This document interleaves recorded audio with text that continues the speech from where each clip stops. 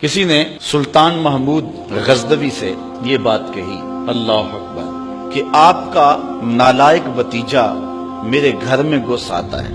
یہ بات کسی بڑھیا نے کہی حضرت سلطان غزنوی سے کہ آپ کا نالائق بھتیجا میرے گھر میں گھس آتا ہے اور میری بیٹی جوان ہے، بس اس کے آگے میں کچھ نہیں کہنا چاہتی۔ تو حضرت نے فرمایا کہ جب وہ بدبخت دوبارہ تمہارے گھر میں آئے تو مجھے فوری اطلاع کر دینا، اور اپنا خصوصی کوئی کوڈ ورڈ دیا کہ جب اس کے ساتھ تو آئے گی تجھے کوئی میرے تک پہنچنے میں رکاوٹ نہیں بنے گا، تو پھر میں انصاف کے تقاضے پورے کروں گا۔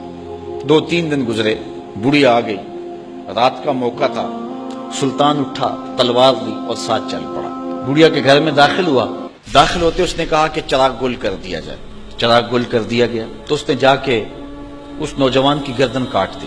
پھر اس کے بعد اس نے کہا کہ مجھے پانی دیا جائے۔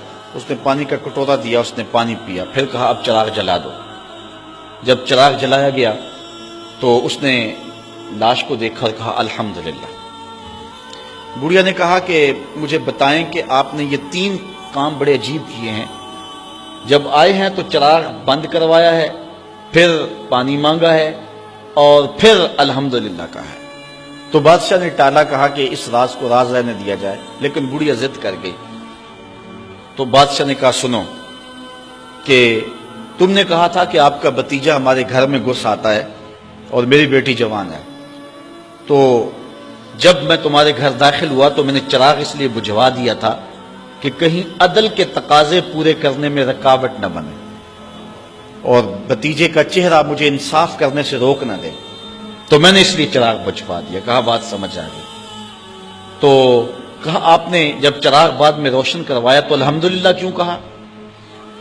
کہا کہ میں اس دن سے پریشان تھا کہ میرا خون اتنا گندا ہو گیا کہ بادشاہ کا بھتیجا ہو کے ایک بڑھیا کے گھر میں جا کے یوں زیادتی اور ظلم کرتا ہے، لیکن جب چراغ جلا روشن ہوا تو وہ میرا بھتیجا نہیں تھا، وہ کوئی اور تھا، صرف ہمارا نام استعمال کرتا ہے۔ تو میں نے کہا الحمدللہ، یا اللہ تیرا شکر ہے کہ میری نسل اتنی گندی نہیں ہوئی ہے۔ تو کہا آپ نے پھر فوری پانی منگوایا اور پیا۔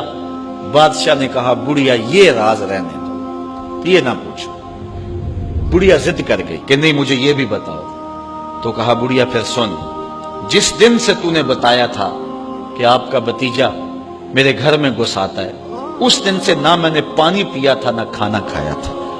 میں نے کہا تھا جب تک ظالم کو کیفر کردار تک نہیں پہنچا دیتا اتنی دیر تک نہ کھانا کھاؤں گا نہ پانی پیوں گا۔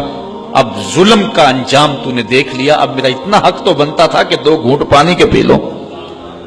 تو آج نام بھی تو انہی کا باقی ہے، آج ذکر بھی تو انہی کا باقی ہے، جن لوگوں نے عدل و انصاف کے بخیے ادھیڑ کے رکھ دیے پھر حرف غلط کی طرح مٹ جاتے ہیں، ان کی قبروں کے نشان بھی باقی نہیں رہتے۔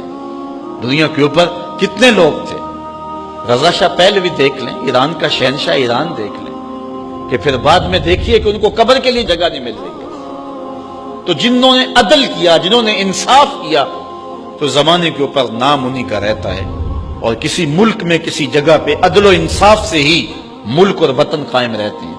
الملک یدوم بالکفر ولا یدوم بالظلم، ملک کفر سے تو قائم رہ سکتے ہیں لیکن ظلم سے قائم نہیں رہتے۔